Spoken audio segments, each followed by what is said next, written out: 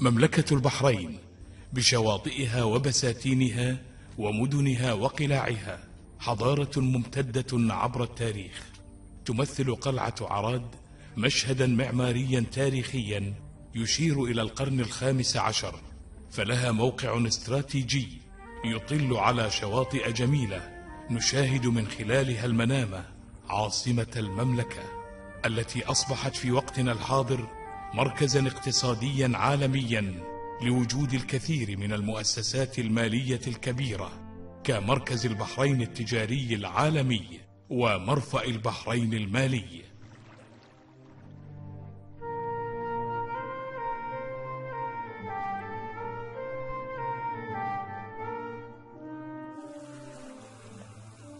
تختلف وتتنوع البيئات الطبيعية في مملكة البحرين، وأهمها البيئة البحرية من شواطئ وسواحل رملية ومسطحات طينية تعيش بها الكثير من الطيور المائية، وأيضا هناك بيئة الممرات والبرك المائية وأشجار القرم والقصب وأرخبيل جزر حوار.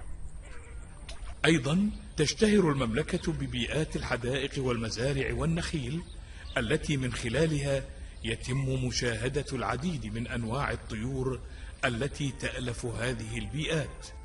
أما البيئة الصحراوية والبرية فأفضل وقت لمشاهدة الطيور البرية فيها موسم الربيع. المناطق البرية في المملكة عبارة عن صحراء تنتشر بها بعض الشجيرات والنباتات الموسمية. نبات البروج هو من النباتات الصحراوية الحولية التي تشاهد بكثرة بزهورها البيضاء الصغيرة، كما تكسو زهور المرير الصفراء أرض الصحراء في فصل الربيع. الذأنون نبات طفيلي زهري يعتمد على جذور النباتات ليصل إلى ارتفاع 30 سنتيمترا. الطرثوث أيضا هو نبات طفيلي له لون أحمر داكن ذو أزهار أرجوانية اللون. لا تخلو المناطق البرية من الطيور، حيث يأتي في مقدمتها طائر القبرة المتوجة بتغريدها الجميل، وهي تنادي أفراخها من بين النباتات البرية. وهناك أيضا يمكن مشاهدة اليمام طويل الذيل التي تفضل هذه الأماكن لتوفر الحبوب والبذور. تنتشر في مملكة البحرين نباتات القصب بمواقع المياه العذبة والصرف الصحي والواحات والوديان، فهذه النباتات سريعة النمو ودائمة الخضرة، فهي بلا شك بيئة جاذبة للعديد من الطيور المهاجرة والمقيمة المائية والبرية منها. كما نشاهد هنا زوج من الغطاس الصغير في هذه البركة، وبالقرب منها زوج من طائر الكرسوع، وهذا طائر الطيطوي أحمر الرجل. ودجاجة الماء باحثة عن طعامها. في هذه النباتات تجد الطيور فرصة سانحة لها، ليس فقط لشرب الماء والطعام، بل أيضا للراحة والاستحمام وتنظيف ريشها وتبريد أجسادها من حرارة الطقس المرتفعة. خليج التوبلي أهم ما يميز وجوده أشجار القرم الممتدة على سواحله بممرات مائية. وأشجار القرم تتواجد على السواحل الطينية في مناطق المد والجزر، وقد يصل طول أشجار القرم إلى أكثر من 3 أمتار. وتغطي أشجار القرم مساحة إجمالية تقدر بنحو 43 هكتارا، ويسمى هذا النوع بالقرم الأسود.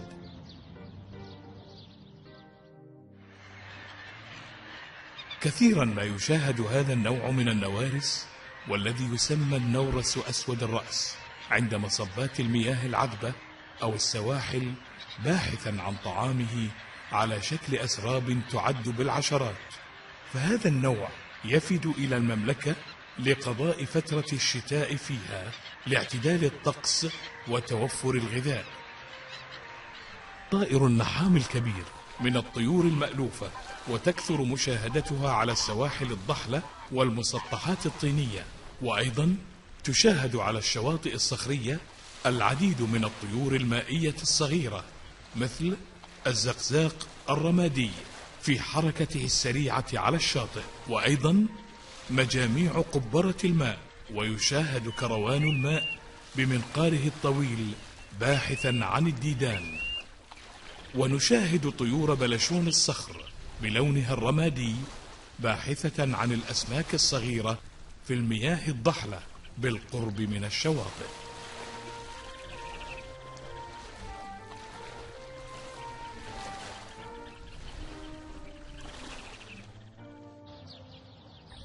في مملكة البحرين تم إنشاء منتزه ومحمية العرين عام 1976 بمساحة قدرها 4 كيلومترات مربعة، وتم تخصيص جزء منها ببحيرة اصطناعية للطيور المائية كطائر النحام الكبير الذي بدأ يفرخ فيها بشكل مستمر، وأيضا طائر أبو منجل المقدس من الطيور المفرخة.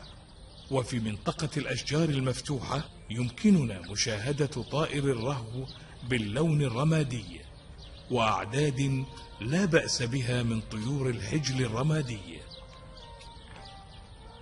من أفضل الأماكن التي يمكن من خلالها مشاهدة ومتابعة ورصد الطيور البرية في مملكة البحرين البساتين والمناطق الزراعية، وخاصة إذا كانت بها أشجار كثيرة مثمرة، وأيضا المسطحات الخضراء التي تزرع بها الخضروات والحبوب، وهذا ما تشتهر به المملكة من كثرة الحدائق والبساتين.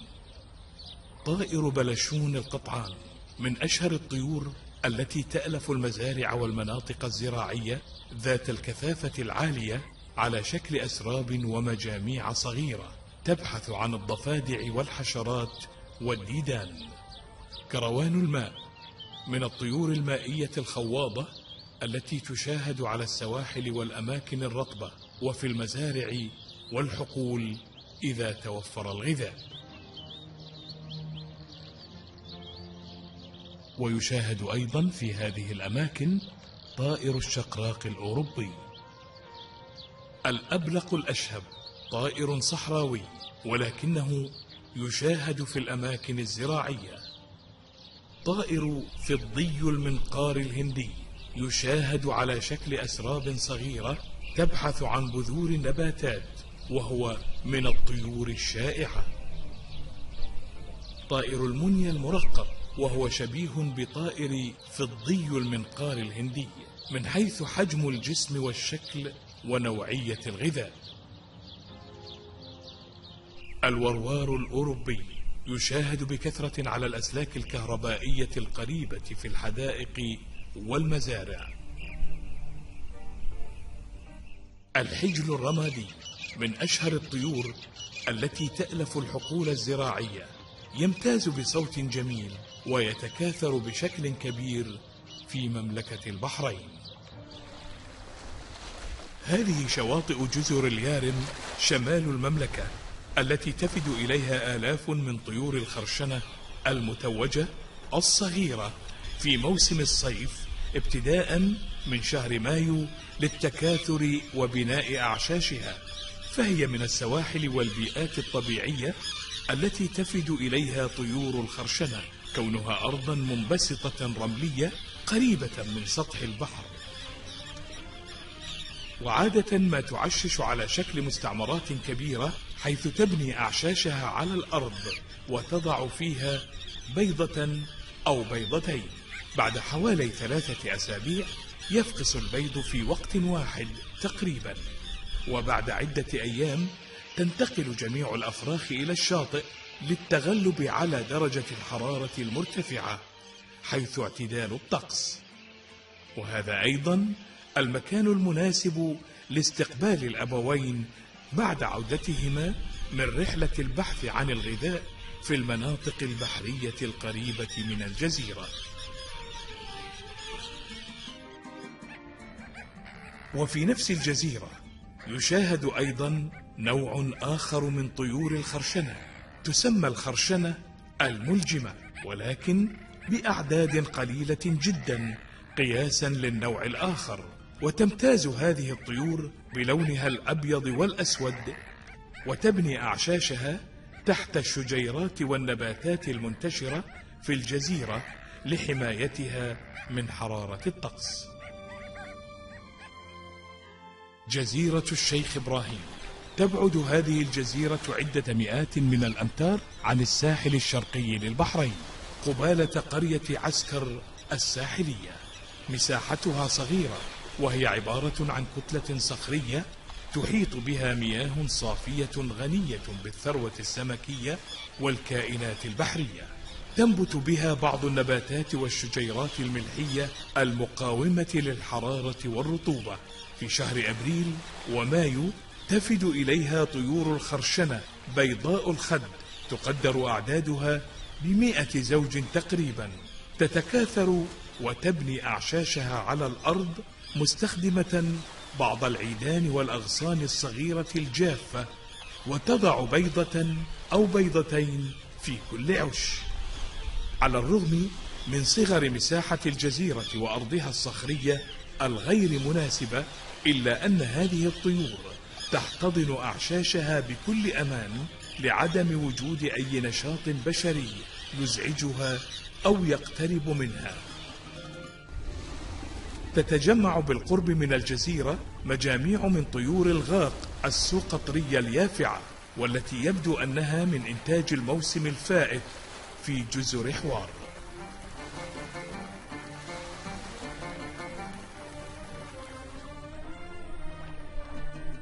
يبعد أرخبيل جزر حوار نحو 20 كيلومترا إلى الجنوب الشرقي من مملكة البحرين، ويتكون الأرخبيل من 6 جزر رئيسية وأكثر من 30 جزيرة صغيرة، أهمها حوار وسواد الشمالية والجنوبية وعجيرة وربض الشرقية والغربية ومحزورة ولوكور. وتغطي هذه الجزر ما مجموعه نحو 51 كيلومترا مربعا.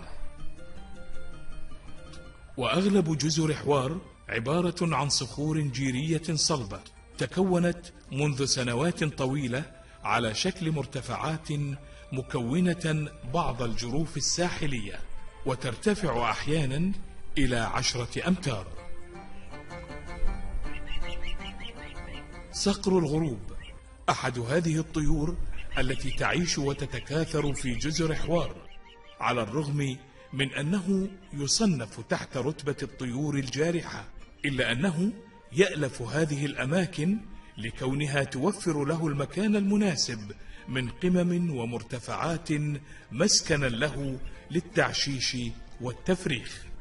فإن موسم تكاثر هذا الطائر في بداية شهر أغسطس من كل عام، فهو وقت هجرة الطيور الصغيرة التي تعتبر الغذاء الرئيسي له ولصغاره.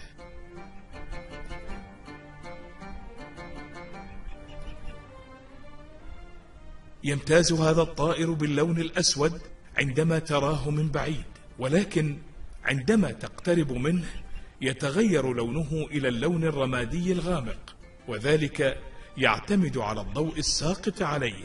وحجمه أصغر من الصقر الحر، أما الفرخ البالغ يمتاز بلون بني مخطط.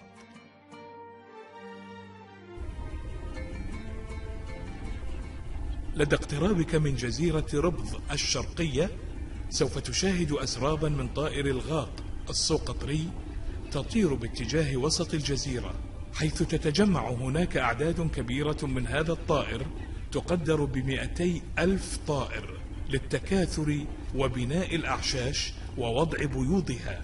وكان في السابق يعتقد بأن طائر الغاق السوقطري يعشش ويفرخ فقط في جزيرة سواد الجنوبية، ولكن في عام 2013 انتقلت هذه الطيور من جزيرة سواد إلى جزيرة ربض.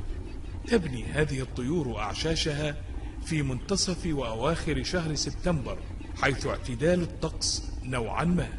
والعش عبارة عن حفرة في الأرض لا يتجاوز عمقها 10 سنتيمترات وقطرها 25 سنتيمترا، محاطة ببعض الأغصان الصغيرة وبعض الرقائق الرملية، تضع فيها من 2 إلى 3 بيضات بيضاء اللون. وعادة ما تكون الأعشاش متلاصقة مع بعضها البعض، ويزيد عددها إلى أكثر من 1000 عش. وتحتضن الأنثى العش إلى فترة 5 أسابيع. عند منتصف النهار وارتفاع درجات الحرارة نوعا ما، والتي قد تصل إلى بداية 30 درجة مئوية، تبدأ حركة المستعمرة بالهدوء وقلة الطيران سوى أعداد قليلة. فعندما تقوم الطيور بفتح مناقيرها بشكل مستمر، يدل هذا على ارتفاع درجة حرارة الطقس عند الظهيرة.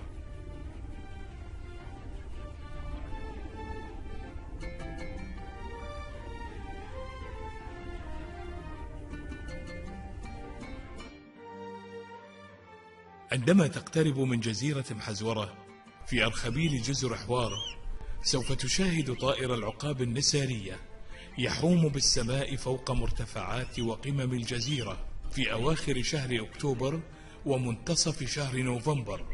وتتجمع العقبان النسارية على شكل أزواج منفردة لبدء عملية التزاوج وبناء الأعشاش، والتي تستخدم في بنائها الأغصان الجافة للنباتات وبعض الأخشاب الصغيرة الملقاة على الشاطئ وبعض الحبال.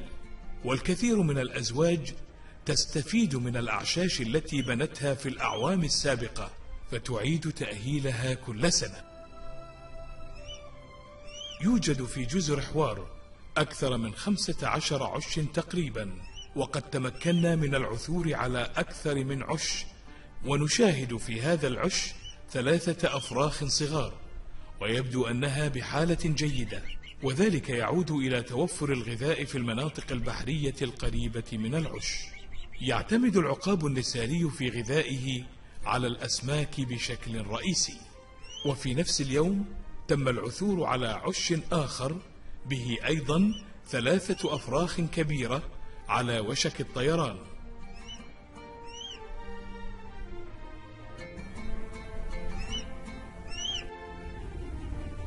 مشهد طيور الغاق السوقطري في البحر بأعداد هائلة تقدر بالآلاف.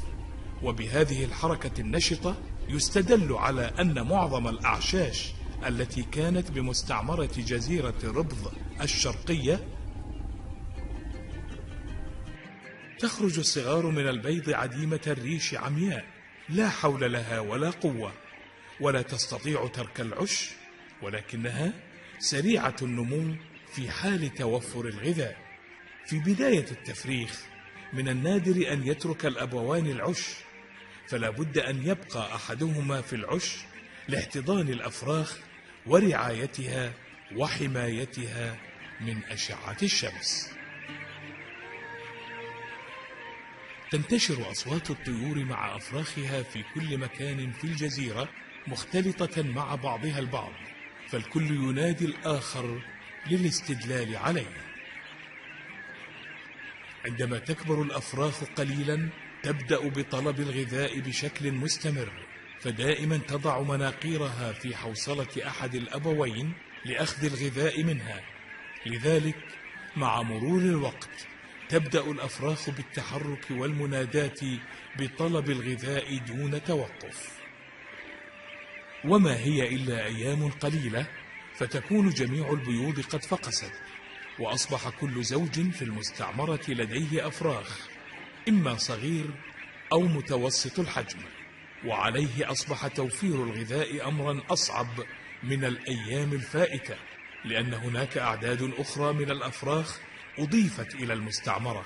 فالحركة والطيران لا يتوقفان إلا آخر النهار وقت الغروب، حيث تبدأ الطيور البالغة بالتوقف والراحة عند أفراخها بعد يوم طويل وشاق.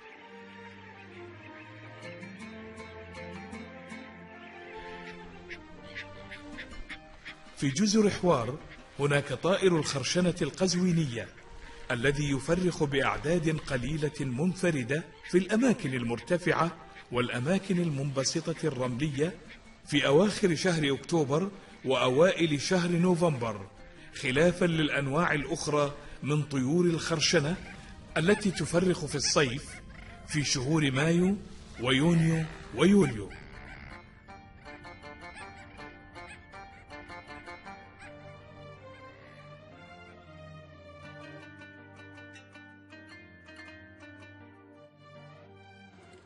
الحياة البحرية تحت الماء لا تختلف عنها فوق الماء في جزر أرخبيل حوار، فكليهما محمي بحكم القانون. أكثر مياه جزر حوار ضحلة تنتشر بها بعض الأسماك القاعية والسطحية.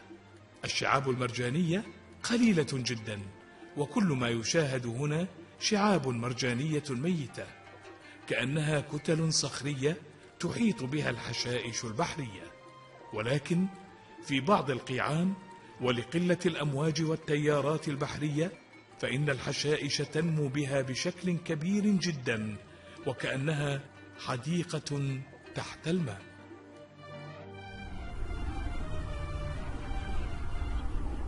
مشهد لأعداد كبيرة جدا من طيور الغاق السوقطري تقدر بعشرات الآلاف، تطير على شكل أسراب تغطي السماء، وكلها تطير باتجاه واحد من البحر إلى عمق جزيرة ربض الشرقية، حيث مكان المستعمرة. تدرك هذه الطيور أنه لا وقت للراحة، فعليها أن تبذل مجهودا كبيرا جدا وأن تذهب في عدة رحلات بحرية في سبيل توفير الغذاء لها ولأفراخها المكون من الأسماك الصغيرة التي تتوفر في المناطق البحرية المحيطة بالجزيرة. تستمر حركة هذه الطيور طوال اليوم بطيران منتظم وانسيابي، وكل طائر عرف دوره ومساره.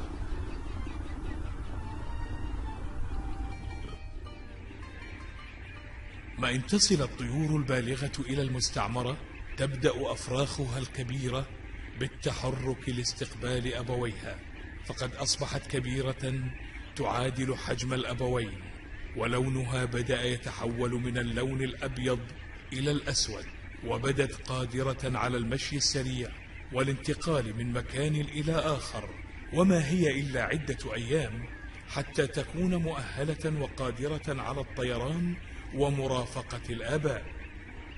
قبل أن تهبط طيور الغاق السوقطرية في المستعمرة تطير فوقها بشكل دائري لتحديد موقع أفراخها، لأن الأفراخ قد تركت مواقع أعشاشها وأخذت تتحرك بشكل جماعي مع الأفراخ الأخرى. ما إن تهبط طيور الغاق في المستعمرة حتى تستقبلها أفراخها لأخذ الطعام منها. أما الأفراخ التي لم يصل آباؤها بعد فعليها الانتظار والجلوس على الأرض على شكل مجاميع صغيرة، وعندما تنظر إلى الأفراخ فإنك سوف تكتشف أنها كلها بنفس العمر والحجم، ولا وجود لأفراخ صغيرة، وهذا الأمر يدل على أن الأفراخ الكبيرة تأكل الأفراخ الصغيرة المجاورة لأعشاشها.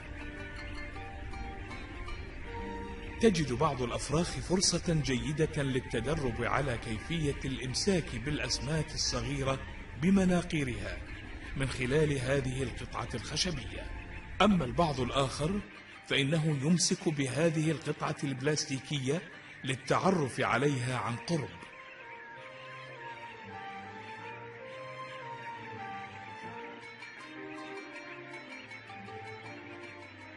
لا شك أن هذه البيئة المثالية التي حافظت عليها مملكة البحرين قد ساهمت في تواجد أكثر من 350 نوعا من الطيور.